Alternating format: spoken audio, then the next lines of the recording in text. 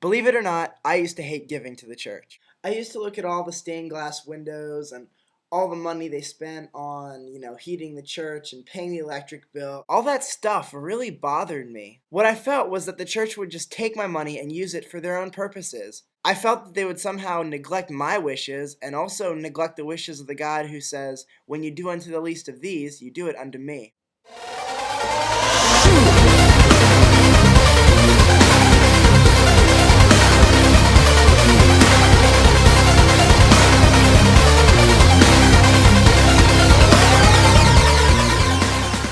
I am a firm believer in giving.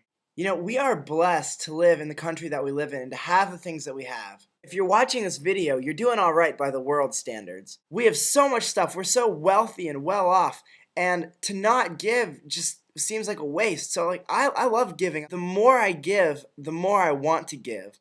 We hear about earthquakes and tsunamis, natural disasters, people who are starving, who don't have access to clean drinking water, kids who go without shoes and go without education. Honestly, I have no idea how we as people, much less as Christians, can sit and hear about the poverty in the world and read about the inequity and all the stuff that goes on and not be moved to just give of ourselves and give of our possessions. Now I hope when you take a look at the poverty in the world that you feel something. I hope what wells up inside of you is that overwhelming responsibility and love, all directed towards the people who are affected by poverty, who can't afford the kind of things we can afford, and who desperately need our help.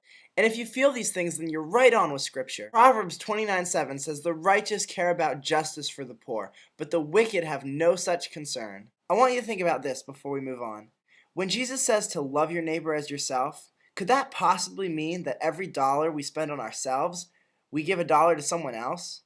There's this quote that I heard from this awesome group of people that I met at Mission Year in Wilmington, Delaware. It says, "Happiness comes when we get what we want, but joy comes when God and others get what they want." I'm 100% sure that the only way I can get through talks about poverty and reading stuff in the newspaper about all the inequity in the world is because I have the joy that comes from knowing that I didn't just give a little bit, that I actually sacrificed for my brothers and sisters in other countries. Now that's real joy. I want to talk about sacrifice. I hardly ever go to the movies. It's not because I don't like the movies, it's because I don't have money. The reason I don't have money is because I give it away. Now, I'm not saying that to brag, I'm saying that because I get a lot of joy from giving. Movies are $9 and they're so fleeting. I honestly can't tell you how bad the world is getting ripped off by going to the movies for fun instead of giving money away to starving brothers and sisters in other countries for joy. And you might think that not going to the movies, not eating out, not getting new clothes every month is a sacrifice. I'm telling you, if you think that, it's you who's making the sacrifice. Because you've got to sacrifice the joy that comes from giving and the bond of love that's felt around the world when the dollars that you give go to feed hungry people in other countries.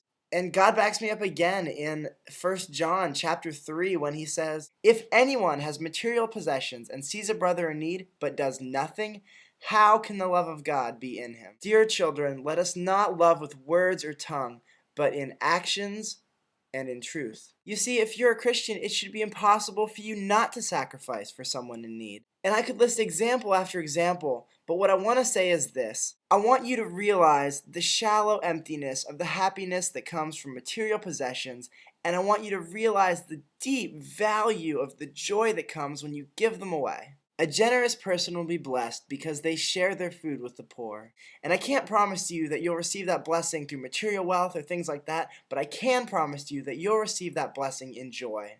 So like Alan asked, I want to highlight two mission organizations that are incredible. The first is Mission Year. And Mission Year doesn't offer you a chance to give money as much as it offers you a chance to give of your time. The second is World Vision. World Vision is an incredible program that allows you to sponsor a child in a third world country for $1 a day. I half sponsor a child through a program called Compassion, which is a great program just like World Vision. Through that sponsorship, you can have a relationship with the child that you sponsor. You can write letters, you hear about their family, buy them Christmas presents. I think that the relationships that come out of that are absolutely incredible. So check out those two programs. Have a great week, guys.